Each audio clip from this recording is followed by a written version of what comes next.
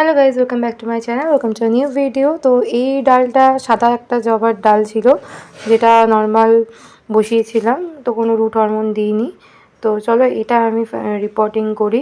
একটা বড় টবে কিছুটা মাটি, কিছুটা ভার্মি কম্পোস্ট অ্যাড করেছিলাম। তো তারপরে ওই ছোটো টব থেকে ওটাকে আলাদা করে এই বড় টবটায় ট্রান্সফার করেছিলাম। তো তারপরে এই গাছটা লাগানোর পর জল দিয়ে দিয়েছিলাম। তো তারপরে চলো তোমাদের সাথে শেয়ার করি ড্রাগন ফ্রুটের আপডেটটা। এই আমার ছাদের অন্যান্য গাছের ফুলগুলো।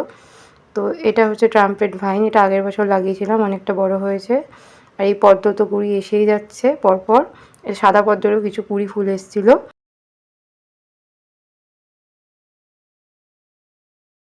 যেহেতু সামনে রথ ছিল, তো আমি ঠিক করেছিলাম গাছের প্রথম ফল আমি আমার জগন্নাথকেই দেবো। তো হালকা কালার আসা শুরু হয়েছিল, আর কদিনের মধ্যেই ফলটা গোলাপি হয়ে যেত।